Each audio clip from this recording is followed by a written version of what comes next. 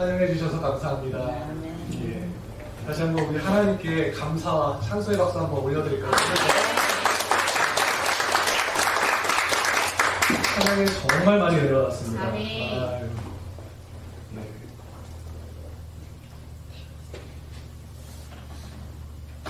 예, 오늘 설교 제목은 배신에도 불구하고 라는 제목으로 말씀을 전할 거예요.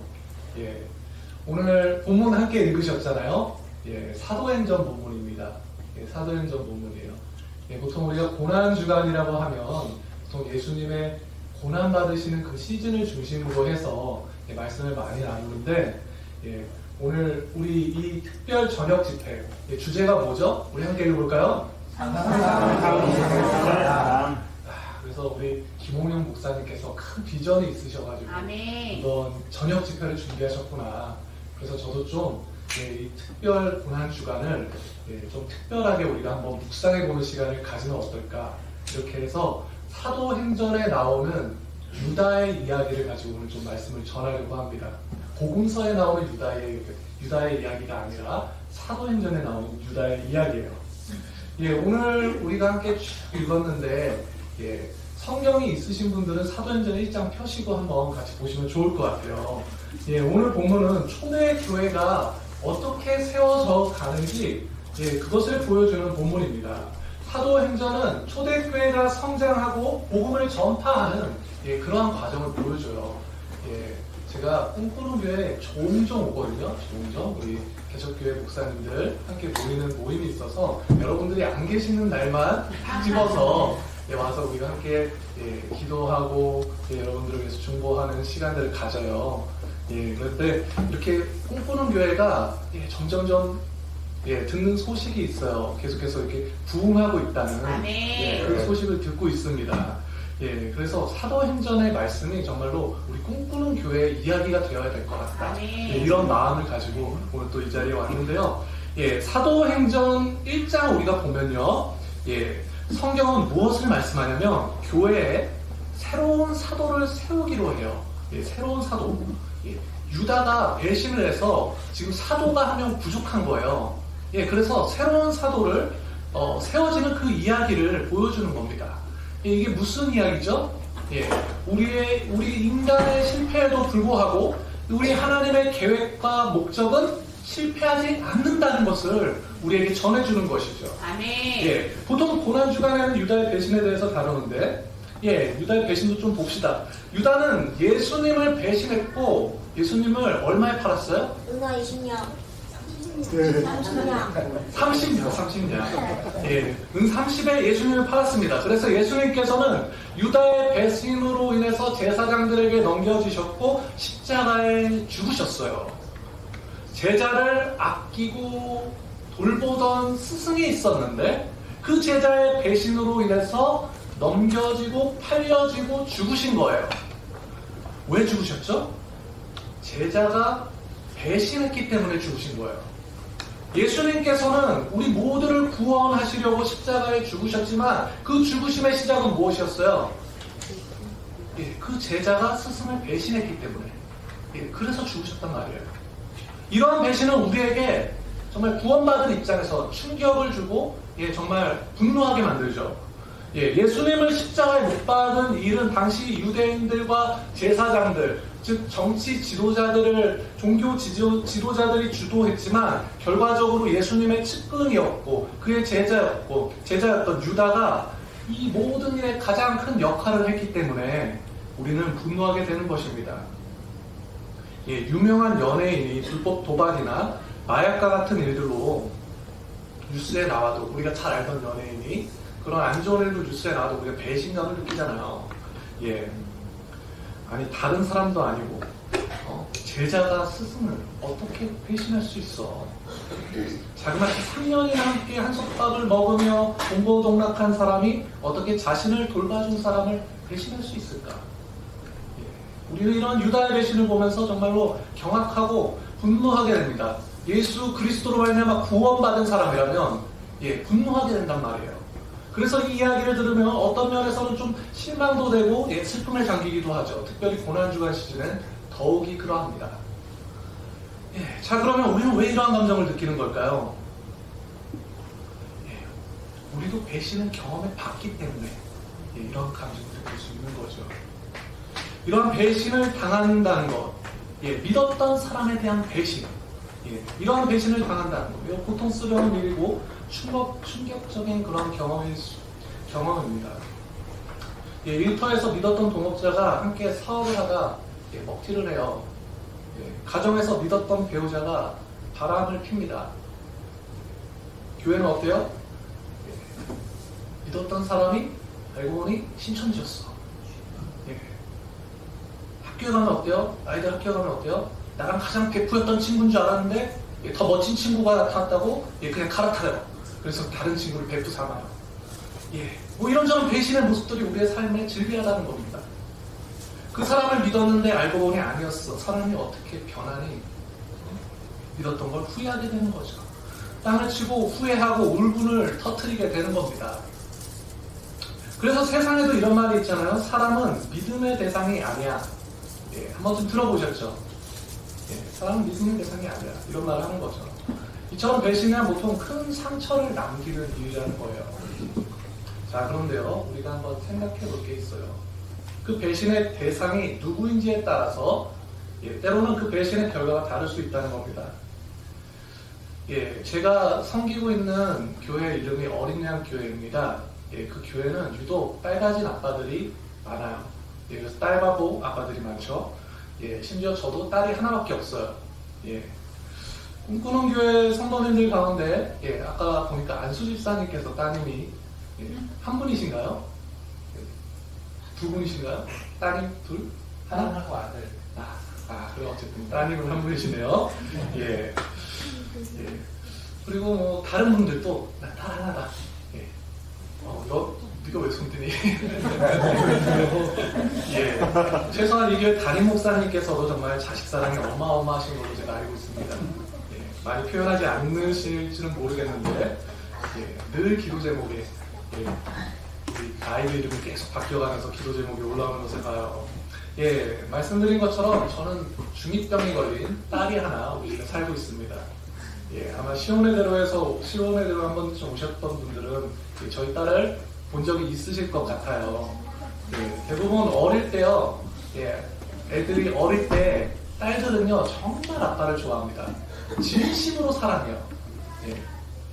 하지만 그 딸들이 크면 어떻게 되나요? 안수 집사님 어떻게 되죠?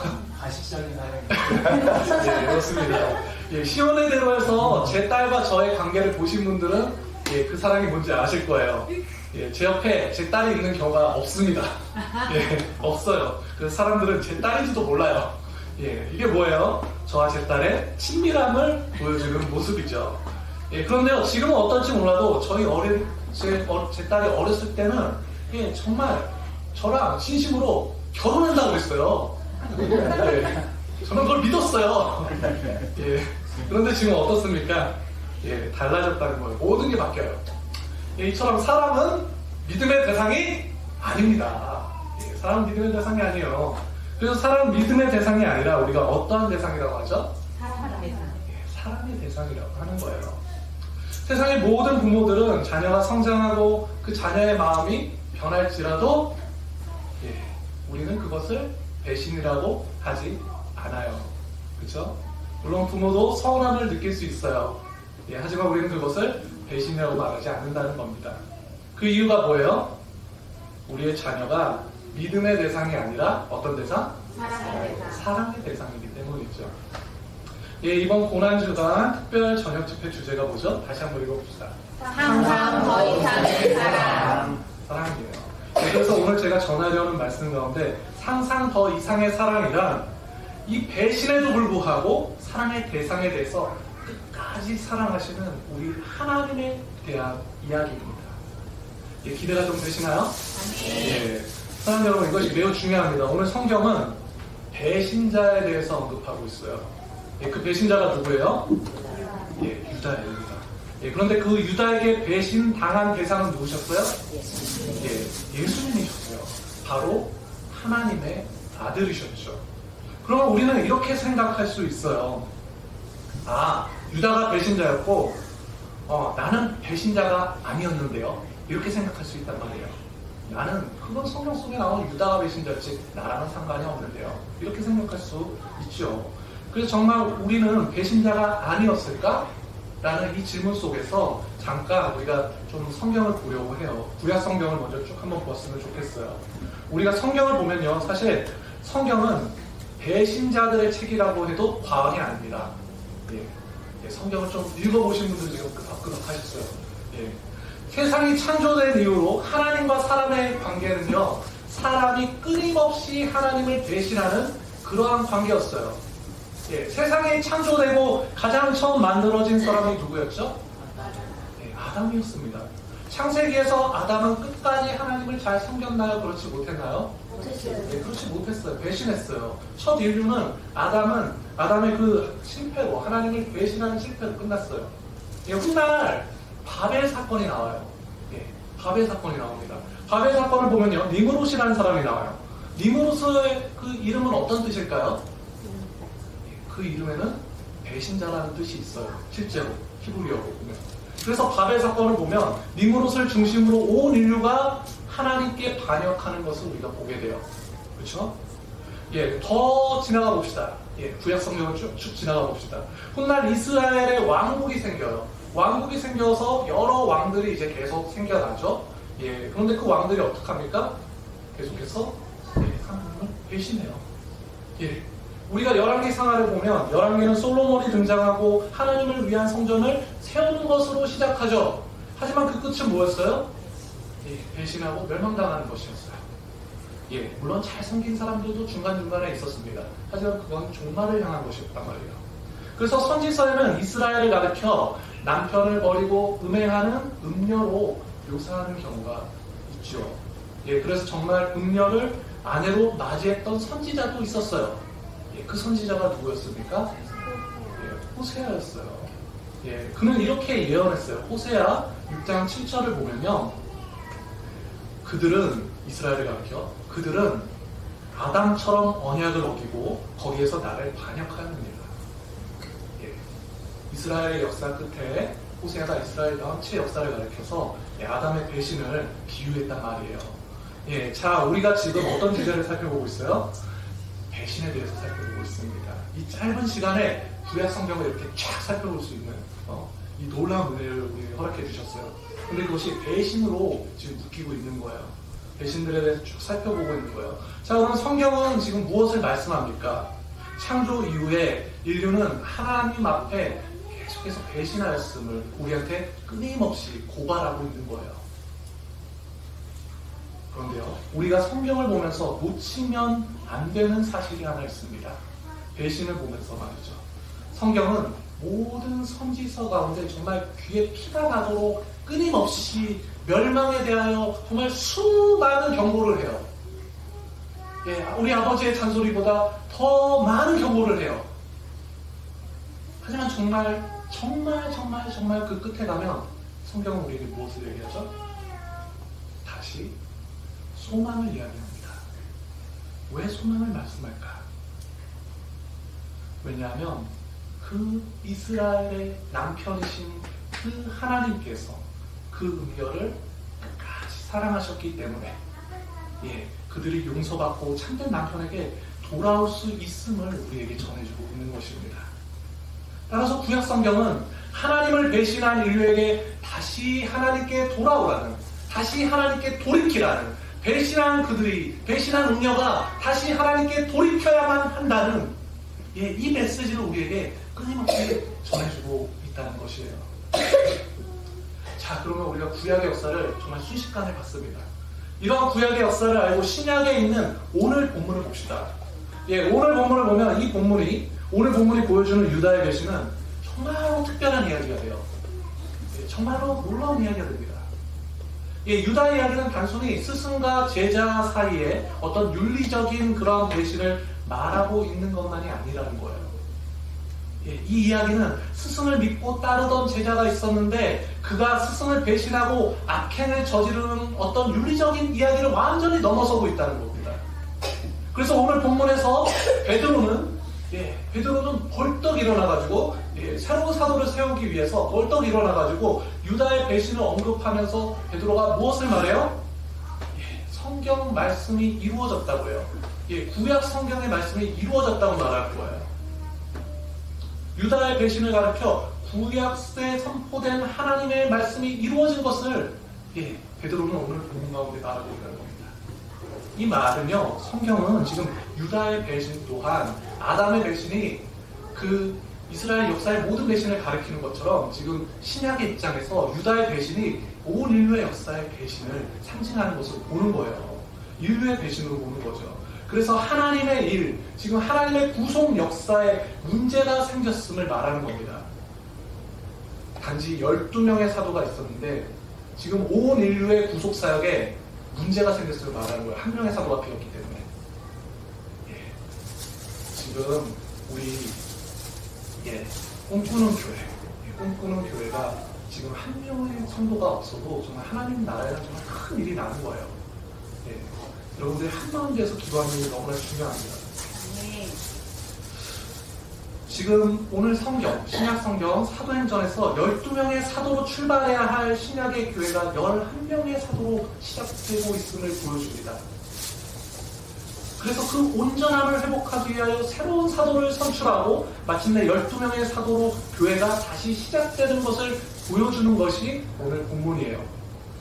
이 말은 인류의 긴 역사 가운데 인류가 하나님을 끊임없이 배신했음에도 불구하고 우리 하나님의 계획은 실패하지 아니하고 마침내 온전함을 이루며 마침내 성취되는 것을 보여주는 것입니다.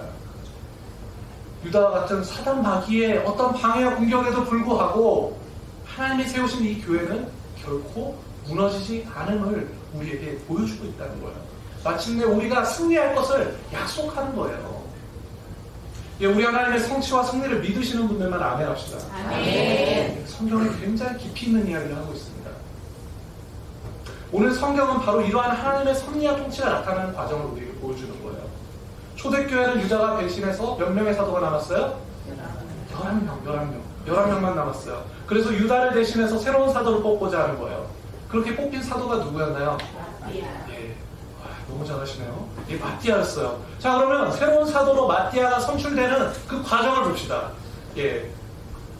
사도행전 1장 각자 좀 성경을 펴보시면 좋을 것 같아요.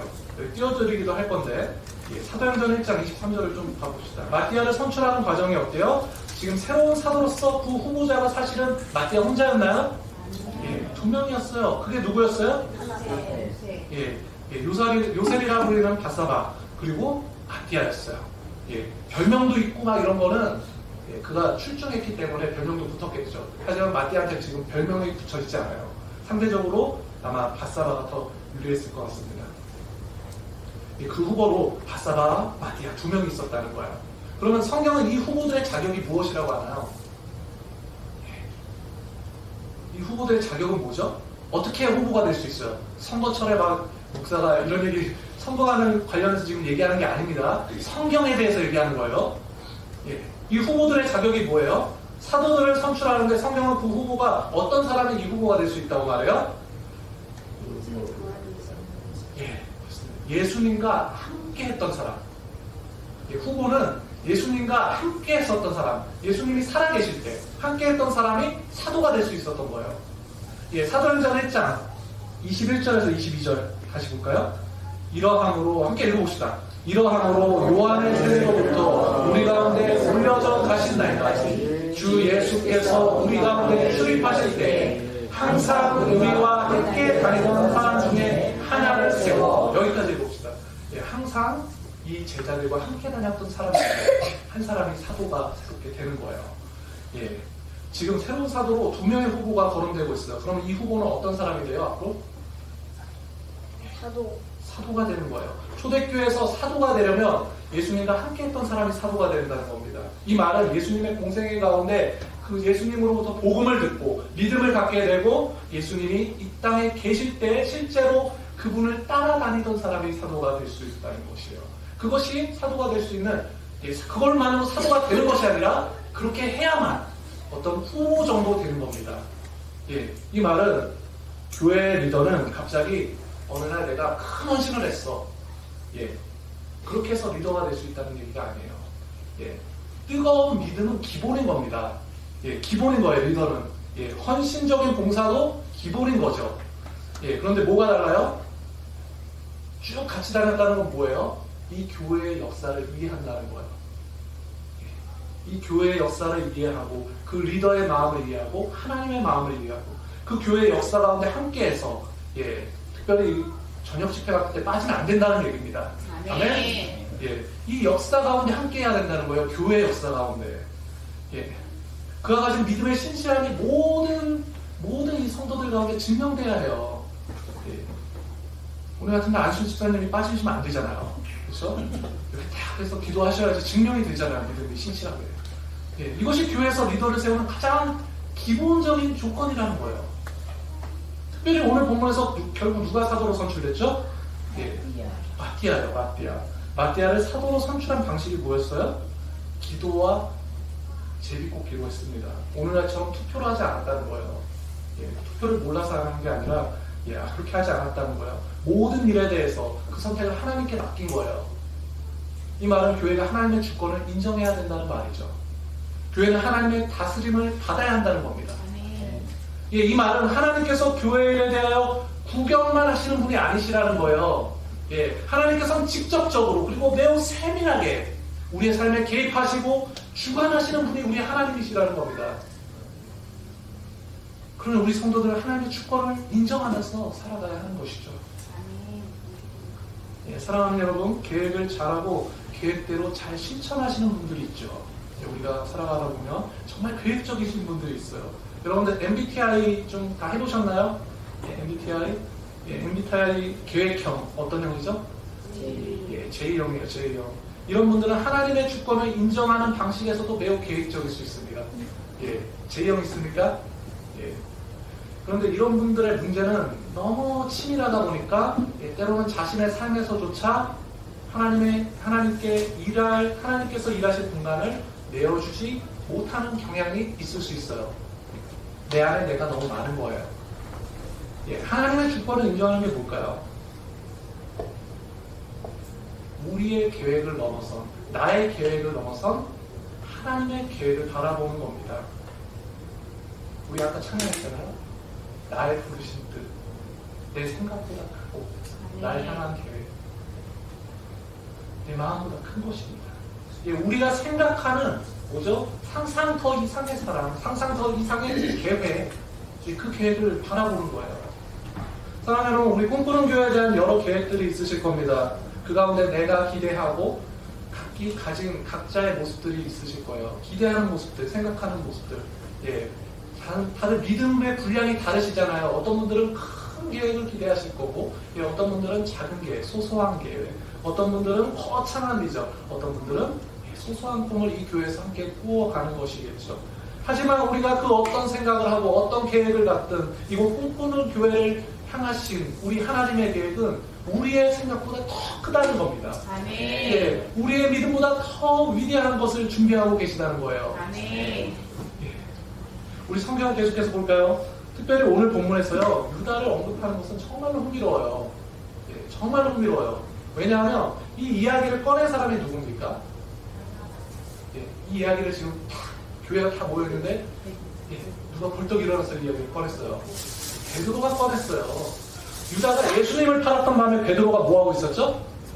예, 유다가 예수님을 팔았던 밤에 베드로 뭐하고 있었습니까?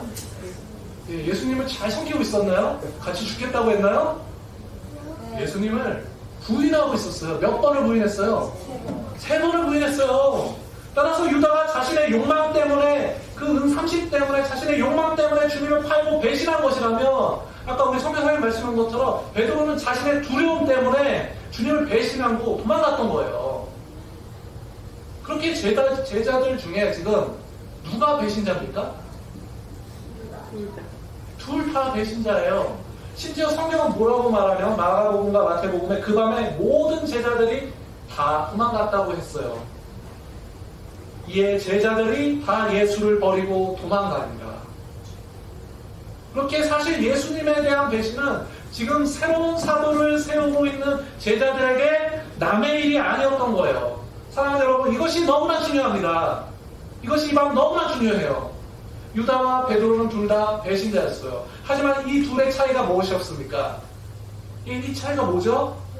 회개예요, 회개. 단순히 한 명은 자기 마음을 이기지 못한 사람이었고 한 명은 인간적으로 정신적인 승리를 한 사람, 뭐 이런 게 아니라는 거예요. 성경은 지금 그런 차이를 보여주는 것이 아니라 유다는 끝까지 하나님을 하나님으로 믿지 못했던 거예요.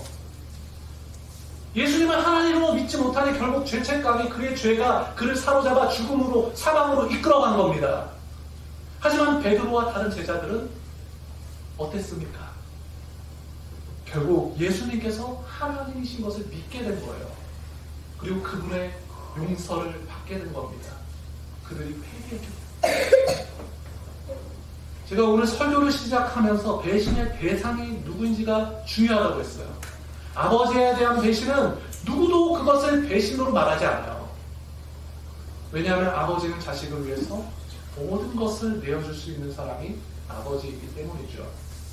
우리가 이 아버지의 사랑을 알아야만 하는 겁니다. 우리가 사도행전을 보고 있는데 누가 사도행전을 기록했는지 아시나요? 아닙니다. 누가 사도행전을 기록했을까요? 누가가 기록했어요. 누가가. 바울을 너무 사랑하네요. 그러면 사도행전 누가가 사도행전을 누가가 기록했어요. 그러면 누가가 기록한 다른 한국어 책이 뭘까요? 누가복음이에요. 누가복음. 누가복음 15장에 보면요, 아버지를 배신한 한 아들이 나옵니다. 매우 유명한 놈이 하나 있죠. 그 놈이 누구일까요? 탕자예요. 탕자. 두 아들 중에 둘째 아들이죠. 그런데 그 둘째 아들이 아버지에게 무엇을 얘기합니까? 누가복음 15장 12절을 함께 봅시다. 한번 읽어봅시다. 함께 읽을까요? 시작. 그 둘째가 아버지의 가라에 아버지여 제사장이여 내 돌아올 빚을 내게 주소서 하는지라 아버지가 그 살림을 각각 나눠 주었더니. 아멘. 둘째 아들은 아버지에게 자신의 무엇을 달라고 해요? 분깃을 달라고 합니다. 그래서 아버지는 그 살림을 각각 나눠줘요. 이 말은 작은 아들에게만 준 건가요? 큰 아들에게도 줬다는 얘기죠. 고대 사회에서 부모의 재산을 미리 상속받는 일은 부모에 대한 배신을 가리킵니다. 그럼에도 탕자는 자기 몫을 이렇게 챙겨서 집을 나갔고 모든 재산을 다 탕진하죠. 그리고 우리가 잘 아는 것처럼 거지가 됐어요. 그리고 어떻게 해요? 다시 아버지의 집으로 돌아가 종이라도 해야겠다 라고 생각하고 다시 집으로 돌아오는 거예요. 그가 스스로 아들이 아니라 무엇으로 살겠다고 해요?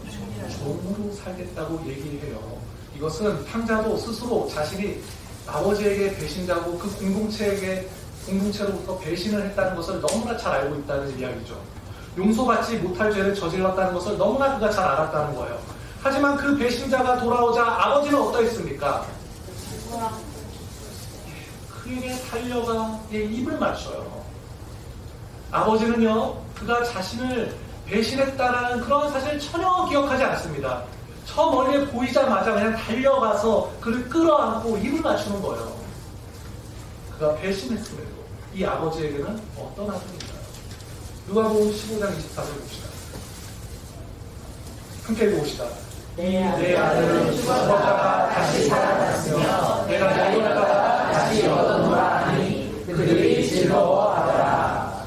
아멘. 그가 배신했음에도 아버지에게 이 아들은 단 한 번도 배신한 그런 아들이 아니었던 거예요. 아버지에게 이 아들은 그저 죽었다 살아난 아들인 겁니다. 잃었다가 다시 얻은 아들이에요. 아버지를 떠나서 그가 살 수 없는 존재임을 아버지는 이미 다 알고 있었던 거죠. 그래서 돌아온 아들로서 아버지는 기쁜 거예요. 하지만 나중에 이 소식을 들은 큰아들은 어땠죠? 이 둘째 놈을 반기지 않아요. 그래서 사실은 기뻐하지 못하는 그 큰아들에게 아버지는 사실 다시 한번 이 얘기를 또 하죠. 그것이 32절입니다. 32절도 한번 읽어봅시다. 시작. 내 동생은 죽었다가 살아났으며 내가 잃었다가 얻기로 네가 즐거워하고 기뻐하는 것이 마땅하다. 아멘. 아버지는 다시 한번 그가 죽었다 살아난 아들이고 잃었다가 다시 얻은 아들이라는 점을 강조해요. 예, 그렇게 우리가 즐거워하고 기뻐하는 것이 마땅하다라고 이 첫째에게 얘기하는 거죠. 예, 아까 제가 24절에서 아버지의 마음을 그들이 기뻐하더라. 예, 성경은 기뻐한다고 했는데 큰아들 할 때 뭐라고 그러냐면 즐거워하고 기뻐하는 것이 마땅하도다 이렇게 얘기해요. 이것이 너무나 확실한 거예요. 아버지. 사랑하는 여러분, 초대교회는 예수님을 배반했던, 배신했던 사람들이 모여서 시작된 교회였습니다. 그들은 유다와 다를 바 없는 그러한 사람들이었어요. 하지만 그들이 유다와 달랐던 것이 있었다는 겁니다. 그게 뭐예요? 회개. 회개가 뭡니까? 아버지의 사랑인 거예요. 제자들은 그들이 배신한 대상이 하나님이라는 사실, 하나님 아버지라는 사실, 그분의 사랑을 알았다는 겁니다. 그리고 하나님께 기회를 얻었다는 거예요. 그래서 하나님께서 그들을 배신자로 보시지 않으시고 잃어버린 자녀로서 주님의 몸된 교회로서 다시 그들을 받아주시게 된 것이 제자들이 경험한 복음이었다고요. 사랑하는 여러분, 우리가 바로 이것을 기억하면 좋겠어요. 우리가 함께 지금 이곳에서 꿈꾸는 교회를 세워가고 있습니다. 예, 그 가운데 많은 목적과 비전이 있을 수 있어요. 하지만 그 전에 우리의 구원이 아버지 하나님께 얼마나 큰 기쁨이고 얼마나 큰 즐거움인지 우리가 먼저 그 기쁨과 즐거움을, 그 하나님의 마음을 아는 것이 우리에게 필요하다는 것입니다. 사실 우리는 알잖아요. 우리가 유다나 그 제자들과 전혀 다를 바 없었던 사람이었음을. 우리 자신 알잖아요. 하나님께 원수된 자로 살아갔었단 말이죠. 하지만 하나님께서는 잃어버렸던 그 우리를 되찾으시고 우리로 인하여 즐거워하시고 우리로 인하여 기뻐하신다는 거예요. 앞서 제가 구약에 대해서 나눴는데 구약의 선지자였던 스바냐는 이스라엘의 심판을 경고했어요.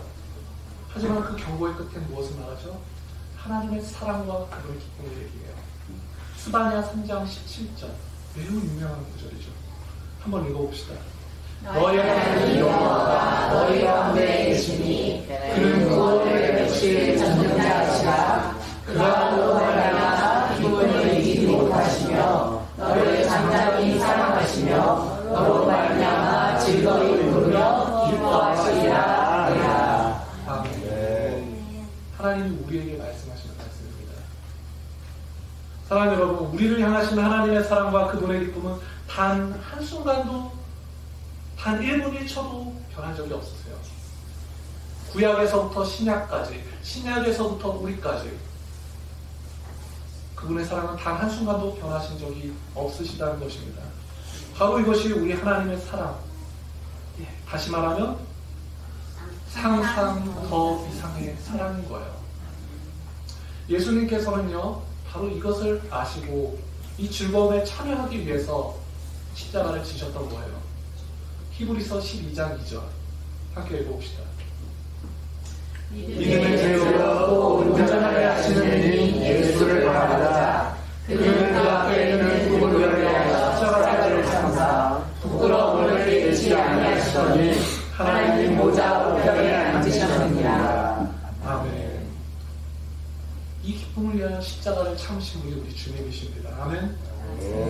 예, 우리 한국교회가 다 함께 고난 주간을 보내고 있습니다. 우리 주님의 고난을 묵상하는 이 고난 주간 가운데 우리가 가장 먼저 생각해 봐야 할 것이 무엇일까요?